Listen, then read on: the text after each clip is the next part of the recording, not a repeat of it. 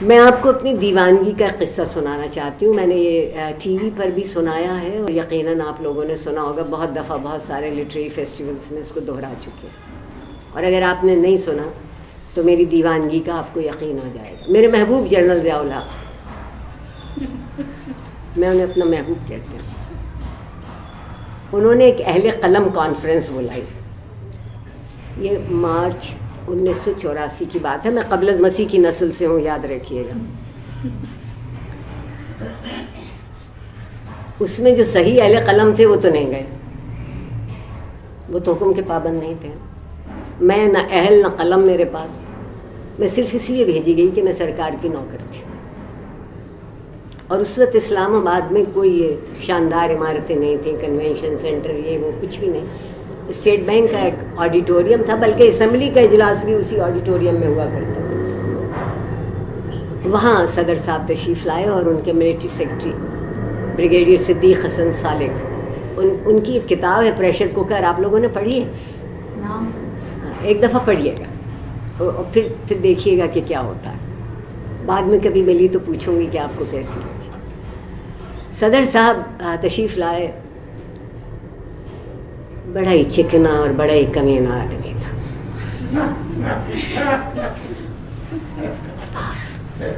ایک ظلم کر گیا ہمارے ساتھ، جو اس کی فصل میں اور آپ کاٹ رہے ہیں آج، جو وہ بو کے گئے تھے. نفرت کی، تفرقے کی، عدم برداشت کی، کمتر کی، برتر کی، پاکستان کو سنی اکثریت کا ملک بنا دینا. پاکستان تو بنا، کیسی عجیب بات ہے کہ پاکستان اقلیت کے لیے بنا تھا. مسلمان اقلیت میں تھے اور قائد اعظم اقلیتوں کے چیمپئن کہلاتے ہیں. انہوں نے ایک ملک بنا دیا، آزاد ملک. ہم سے چند فیصد گوارا نہیں ہوتے. ہم نے کیا سیکھا اپنے تجربے سے؟ ہم بھی تو آخر اقلیت تھے نا. خیر، اس کو صاحب صدر تشریف لائے اور جیسا کہ آپ کو پتہ ہے نحمد علی رسول اللہ، عربی بہت ساری. میں اس دن سے عربی سے بدک گئی. ہم لفظ بولتے ہیں، معنی نہیں سمجھتے، اس لیے وہ ہمارے دل میں نہیں اترتے. اور انہوں نے کہا کہ دو ہی لوگ وہاں بیٹھے تھے، جو استاد اور ادیب تھے، الگ الگ، یا کچھ لوگ ایسے تھے جو استاد بھی تھے اور ادیب بھی تھے. انہوں نے کہا مجھے استاد اور ادیب دونوں ناپسند ہیں. یہ طبقہ بڑا ظالم طبقہ ہے، یہ سوچتا ہے اور بولتا ہے.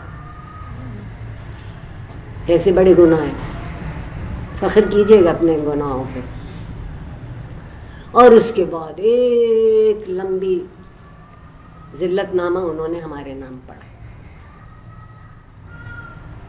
میں نہیں کہہ رہی ہوں کہ مجھے کچھ آتا ہے، لیکن مجھے کچھ سکھا دیجیے نا، بجائے اس کے کہ مجھے یہ احساس ہو کہ میں یہاں کے ہی ہوں اور آپ وہاں کے ہیں. وہ تو کچھ نہیں سمجھ میں آیا. اس کے بعد بریگیڈیئر صدیق سالک نے، جب ان کی کوئی گھنٹہ بھر کی تقریر ختم ہوئی، بریگیڈیئر صدیق سالک نے کہا کہ خواتین و حضرات، آپ لوگ صاحب صدر سے کوئی سوال پوچھنا چاہیں تو پوچھ لیں. اس وقت یہ ساری خوبصورت قسم کی ٹیکنالوجی نہیں تھی. وہ ایک اسپیکر دھوتو سا ہوتا تھا، اس کو اس طرح درمیان میں کھڑا کر دیتے تھے اور آپ اپنی قطار میں سے نکل کے جائیں اور وہاں کھڑے ہوں. بعد میں سمجھ میں آیا کہ نہ صرف یہ کہ آپ پہچانے جائیں، بلکہ بہت اچھی طرح پتہ لگے کہ آپ تھے کون جو وہاں تک آئے. مجھے خوشی ہے کہ ایک دیوانہ ہاتھ وہاں اٹھا کے سوال کا ختم. ضرور ضرور تشریف لائیں. محترمہ، خیر محترمہ وہاں تک گئی اور کہ صاحب صدر، آپ نے انتہائی اپنے عالمانہ خطبے میں یہ ارشاد فرمایا کہ آپ کو ادیب اور استاد دونوں ناپسند ہیں. تو میں نے جن ادیبوں کو پڑھا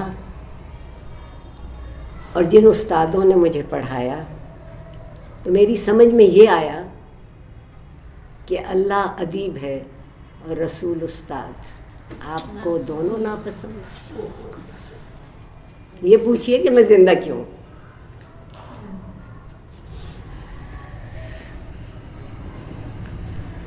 اس کے بعد صدر صاحب کے چہرے کا رنگ بدلا سو بدلا. بریگیڈیئر صدیق سالک کی آنکھیں ایسی تھیں کہ لگتا تھا کہ وہ آدمی کو اپنی آنکھوں سے کھا جائیں گے, ہڑپ کر لیں گے. وہ فوراً آئے اور کہا کہ صاحب صدر کو کوئی بہت ضروری کام ہے اور انہیں کہیں پہنچنا ہے, ان کی مصروفیت ہے, سو آپ لوگ چائے کے لیے تشریف لے چلیے. جب اس میں 2 ہی دروازے تھے, ایک آنے کے لیے اور ایک جانے کے لیے.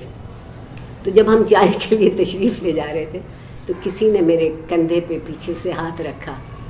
میں نے دل میں کہا کہ عارفہ سیدہ انا للہ و انا الیہ راجعون, جنہیں آنا تھا وہ آ گئے.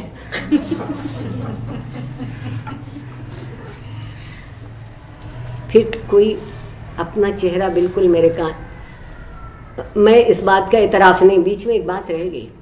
میں اس بات کا اعتراف کرتی ہوں کہ میں وہ سوال پوچھنے کے بعد پتھر کی ہو گئی تھی. اور حال میں اگر کبھی موت کا سناٹا ہوگا تو وہ سناٹا تھا.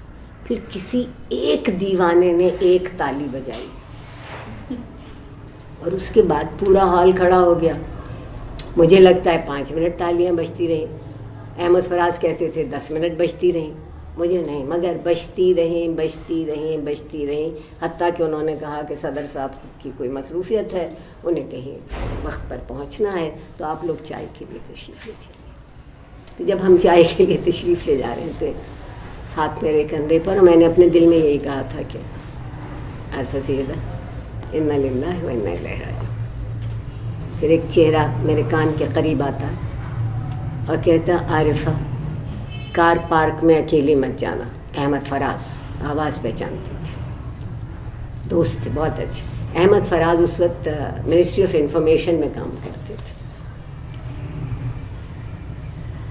میرا بھائی اس وقت سرکار میں ملازم تھا, گو کہ وہ غریب اس وقت نہیں تھا, وہاں اس کے دل کی سرجری تھی, وہ انگلینڈ میں تھا, میں اس کے پاس گئی ہوئی تھی, تھوڑے ہی دن پہلے واپس آئی تھی جب سرکار نے مجھے یہ خطبہ سننے کے لیے بھیج دیا. سرکاری ڈرائیور ان کا عقلمند تھا, اس نے کہا صاحب گھر کی گاڑی نہیں لے جاتے, میں دفتر کی گاڑی لے جاؤں گا, پارکنگ بھی آسانی سے ملے گی ہری پلیٹ پہ, اور آگے بھی آنے دیتے ہیں, ورنہ آپ کو بہت دور سے چل کے.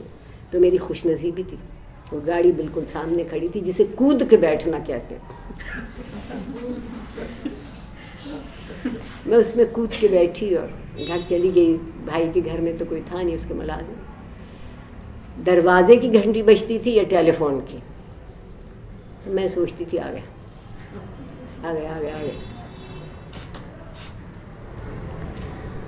ایک ٹیلی فون مسلسل 3 دفعہ آیا, میں نے نہیں اٹھایا. 4تھی دفعہ میرے بھائی کا ملازم تھا کبیر, وہ آیا, کہتا آپا ٹیلی فون بج رہا, آپ نے سنا نہیں؟ میں کہ نہیں, میں نے دیکھیے پھر بجا. میں نے کہا اچھا تم اٹھاؤ.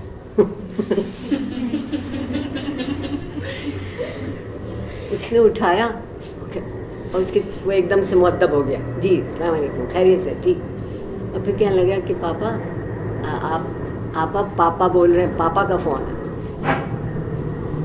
خیر پھر میں گئی کہ میرے ابا کہنے لگے کہ تم 3 دفعہ پہلے فون کیا, تم نے اٹھایا کیوں نہیں؟ میں کہا مجھے خوف تھا کہ پتہ نہیں کس کا فون ہوگا.